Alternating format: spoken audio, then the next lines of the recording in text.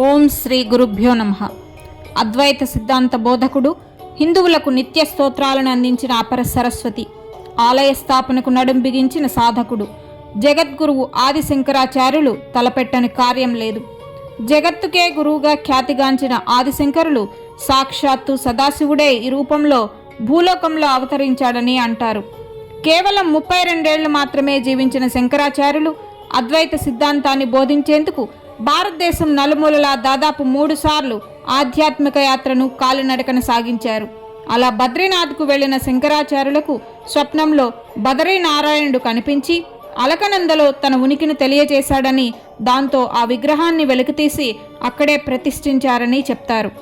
మనం రోజు చదువుకునే శివానందలహరి, మహిషాసుర మర్దిని, భజగోవిందం, కాలభైరవాష్టకం, గణేశ పంచతంత్రం, అన్నపూర్ణ స్తోత్రం ఇలా 108 స్తోత్రాలు గ్రంథాలు రచించారు. కంచి, శృంగేరి, నేపాల్, కేదార్నాథ్, చిదంబరంలో 5 శివలింగాలను స్థాపించారు. విజయవాడ, శ్రీశైలం, కంచి ఇలా శక్తి స్వరూపిణులు కొలువైన దేవాలయాల్లో శ్రీచక్రాన్ని ఏర్పాటు చేశారు. భారతదేశంలో ఉత్తరాన జ్యోతిర్మఠము, పశ్చిమంలో ద్వారకా శారదాపీఠం, తూర్పున గోవర్ధన మఠం, దక్షిణాన శృంగేరి శారదాపీఠాన్ని స్థాపించిన శంకరులకు కాశ్మీర్లో ప్రత్యేక ఆలయం ఉంది.